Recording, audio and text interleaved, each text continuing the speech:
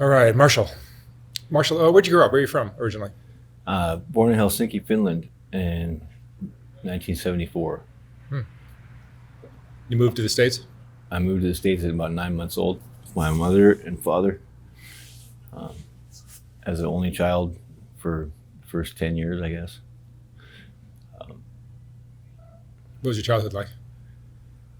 uh, 17 different elementary schools, moved around the Bay Area a lot. Parents were burning out areas, shoplifting, and running around like Bonnie and Clyde. Your parents were into drugs? hmm They did mostly heroin, I think, and they were uh, they were definitely romantically enthusiastic about each other, and they fought a lot too. But they were really passionate people. How would you describe your childhood? Very unstable. I lived with my grandmother a lot because my parents were either in and out of jail or um, running around trying to get drugs or money. Um, my dad liked to drive. He didn't drive stolen cars. He'd buy cheap cars and drive them like he stole them, and get in a lot of cop chases. And uh, my mother, she was really good looking for, I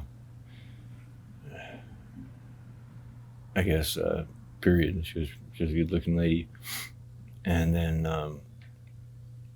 somewhere along the line, she started losing her teeth, suffering the effects of the drugs, and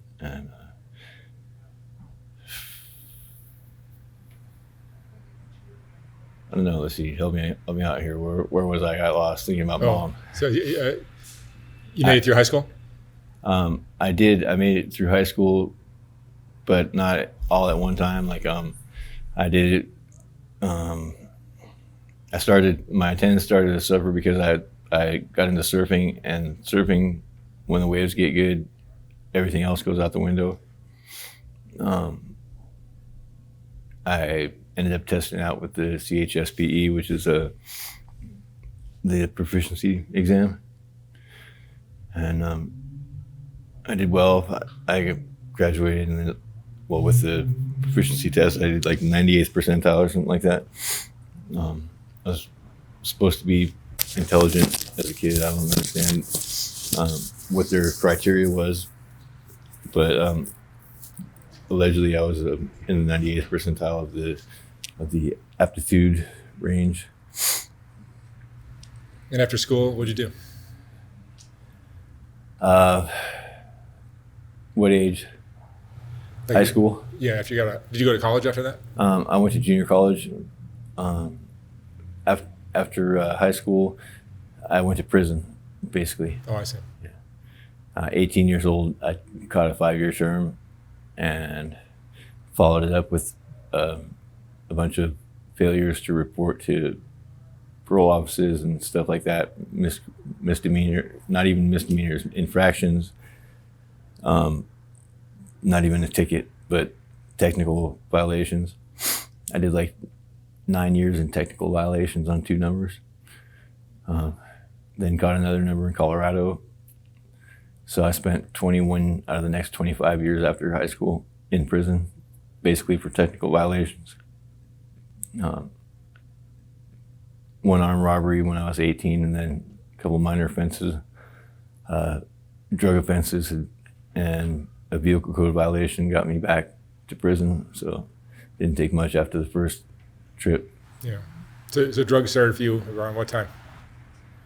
I got into drugs when I was in prison the first time, or like right before prison. I kind of was in the rave scene and like partying a lot, doing drinking and doing drugs, and got pretty heavy into it toward the, I guess, late part of my 18th year. Drugs and relationships, like I'd get into these crazy, like, all or nothing relationships, and usually just go all out until we were completely burned out and I was in jail. And drugs have stayed in your life since then? Yeah, they did. But over the next 20 years, I kind of like stopped experimenting with all kinds of different psychedelics and drinking and all that. I had gotten on some opiates for a while, and I didn't like the fact that I was a slave to them after that initial. I just I felt like it was a threat every time I tried to quit. It was they're gonna come make me sick and eventually beat the opiates with meth. I think it was a victory. Yeah. And meth is your drug now? Yeah. Yeah. A lot of people replace crack with meth or heroin with meth. Yeah. So there's a lot of people that used to do like a lot of people that used to ski, snowboard. Yeah. Yeah. I guess that's a good I don't see a lot of snowboarders that used to ski. I mean, a lot of skiers that used to snowboard though. Has that? I don't know. Maybe I got it backwards there, but I know that snowboarding came after skiing, and it seemed to be better in most people's opinion, and it replaced it for the most part. I associate a lot of things with board sports because I was a surfer. Right. So you're down on Skid Row now?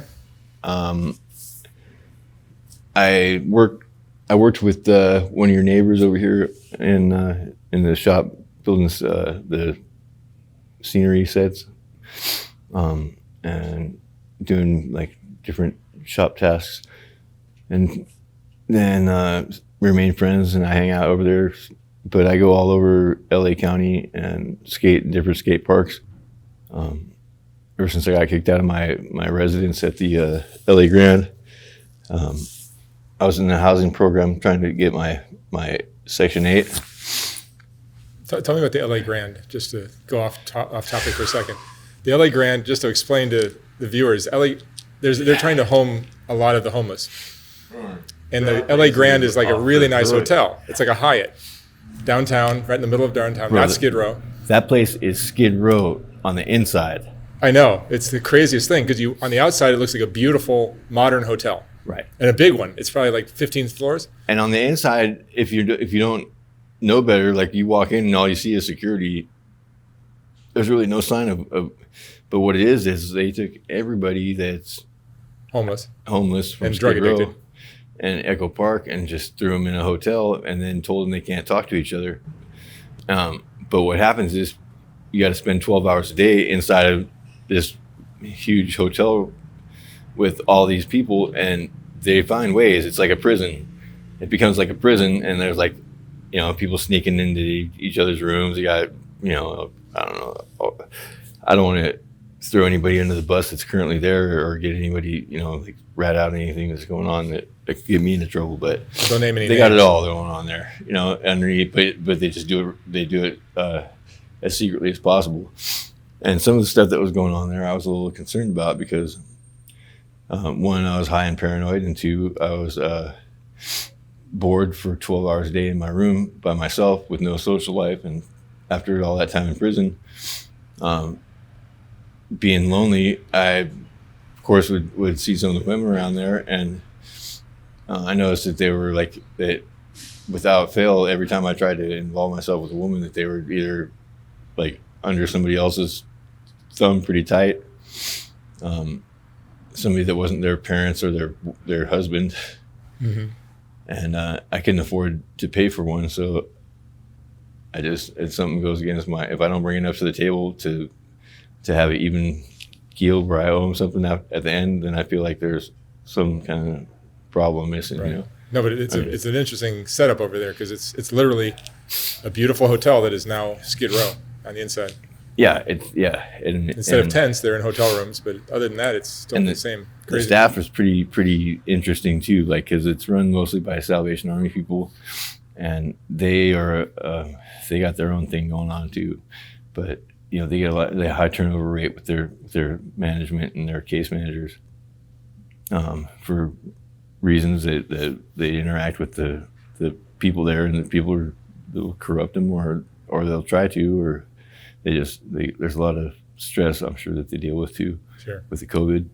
But There was a COVID breakout a while back too, in the hotel. So it's back to your story. You're staying where now?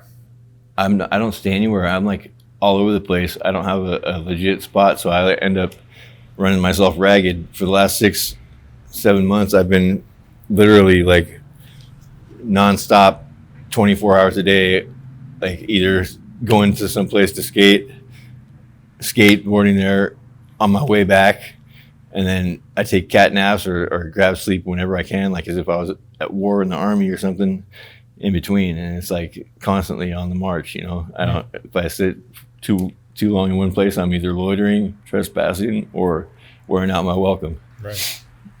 I don't even have a tent. Yeah. How do you support yourself? I get GR and food stamps, and wash windows at the gas station if it gets real tough. I don't commit crime anymore if I can help it. You know, like occasionally I've had to snag something to eat because I had low blood sugar going on, or an emergency. I let myself get too worn down too far, or things. I feel like I get a lot of attention, like more than what would be normal. I think I got all kinds of theories on that. But with that attention, a lot of times, a lot of pressure, a lot of opportunities that I would have normally had get sacrificed or pushed out because people don't want to deal with that kind of public attention on them. I feel You don't look particularly homeless. I try not to, because if I look homeless, I'm going to stay homeless. I try to take care of my hygiene. I try to hope that between not going completely insane and being a total like recluse and having decent hygiene, I might have another relationship where I could meet somebody that I have a deep connection with, that I'm not like somebody that, I don't know. I'm single, so it's tough for me to get into relationships after 21 years in prison. People just don't relate to that very well. Mm-hmm. And I don't know about the dating scene, how like the hookup things work. I don't get online and meet people. I don't go have sex with people, with strangers for you know, whatever reason at strange hours because they're online. I have to like know somebody. I want to know who their parents are, and like that their parents know if it just appear that I was there, you know, like I don't want to. Yeah. It just seems weird to me. The world has changed a bit. Yeah, it has, and like if not for everybody, though. I mean, if I'm sleeping with a girl, like I don't want to have like some like surprise come up and find out that she's got like this whole other life, you know, like a family or people that I just want to like be comfortable, you know. I don't have a lot of comfort in my life, a whole lot of positive things, but that's something that I would like to make sure that I got covered on all ends, because I've had enough sex and meaningless relationships to like satisfy myself where I mean I did 21 years in prison. I know I know the mechanics of dealing with the physical part of it. I don't need help with that, you know. But it's like anything else, you know. There's got to be something more to life, and I think part of it might be starting a family, you know. Do you have kids? No kids. Not that I know of. I mean, there's allegations, but they still only take 9 months, I'm pretty sure. And most of the allegations didn't quite line up with the 9-month mark. Right. What emotions do you go through now? You get depressed with this life? Depressed? I hate to admit that to myself, but yeah. I don't like to be a depressed person. I think I get angry and frustrated a lot. I get impatient. I get I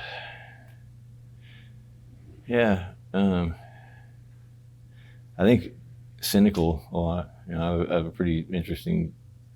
I'd like to think that I have an interesting point of view about everything, actually. But of course, if it was that interesting, I'd probably have more friends.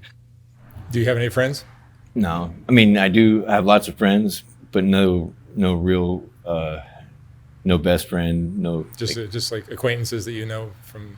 Yeah, a lot of acquaintances and a lot of people that I could be really good friends with. It's just I don't have the time that people that are really good friends have in the past to draw like memories and shared experiences and stuff like that. Money's a problem. Are there any positives to this lifestyle? To this lifestyle, there's no responsibility, no. I don't know any other lifestyle could apply to my life. It is like I can't see making different decisions having improved anything at this point. Like I didn't really have a whole lot of options that were good. So like most of the bad decisions I made were because a lot of bad options were I mean, I know the drugs are not everybody's a lot of people will take the drug thing and blame all the problems in life on drugs if you use drugs, but the drugs were a tool that I used to deal with a deeper problem that I didn't have another solution for. And I use them and I manage them the best I can.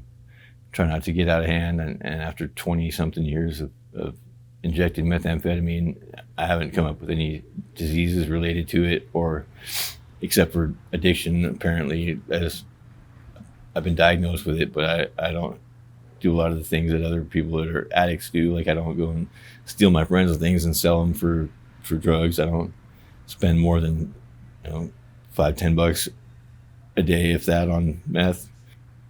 And I don't really understand people that do. What do you think is stopping you from getting a job and stability? ID. You certainly look employable.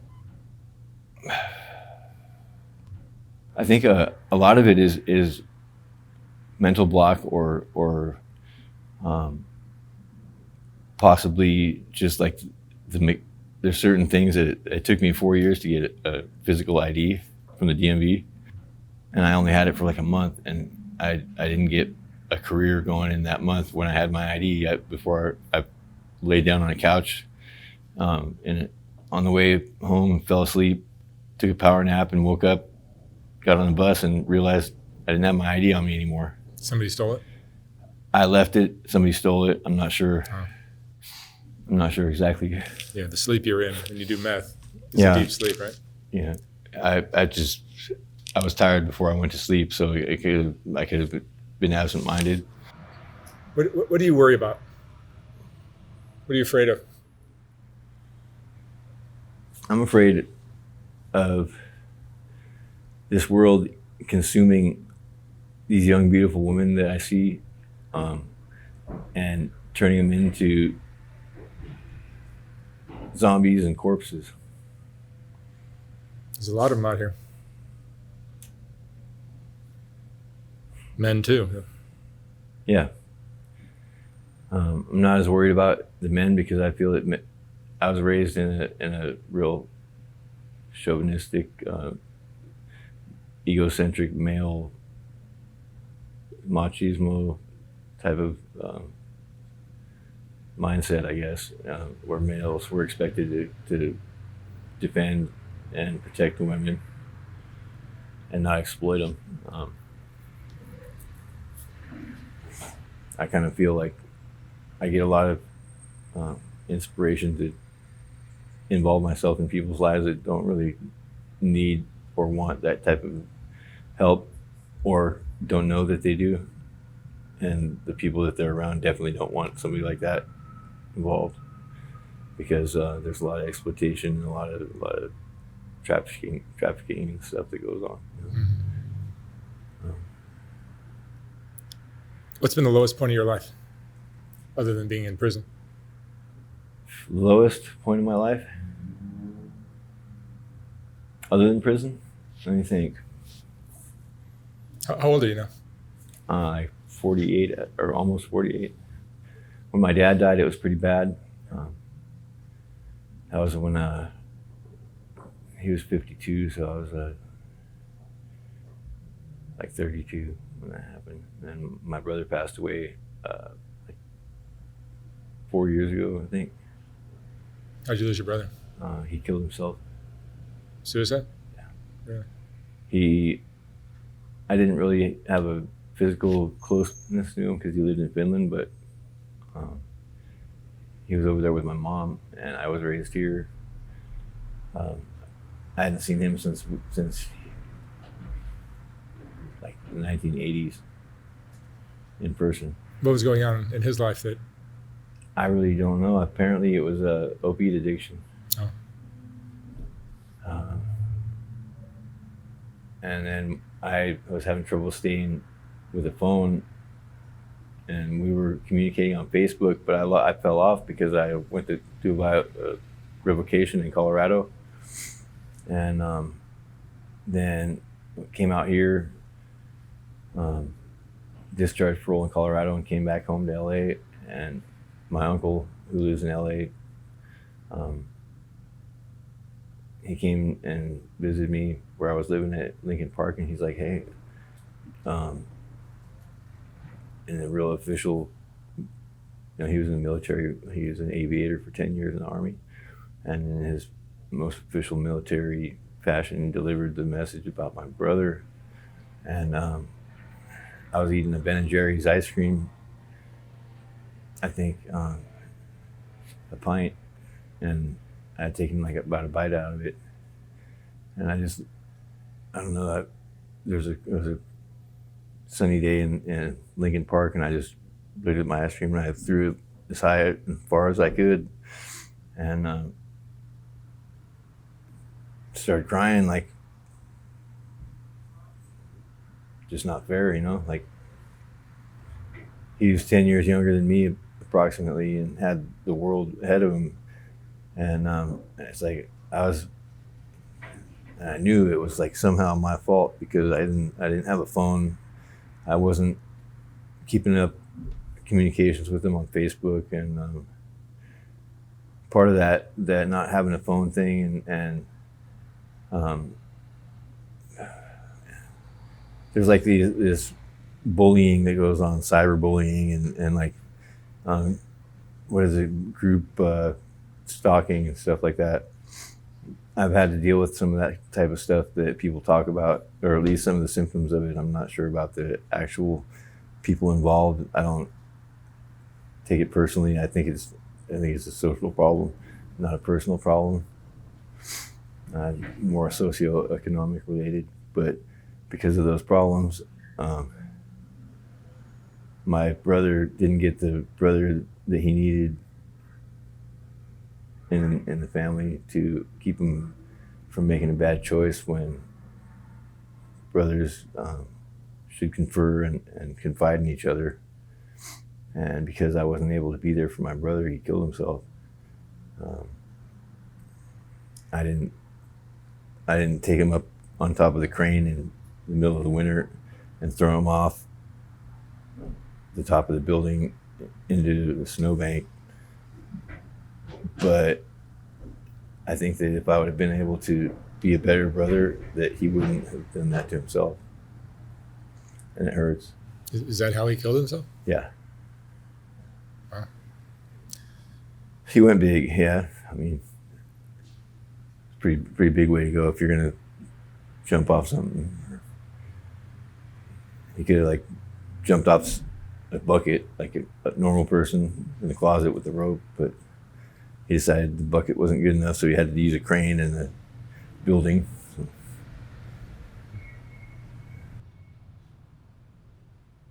What would you say is the most important lesson you've learned in your life? Love. You have to love everybody.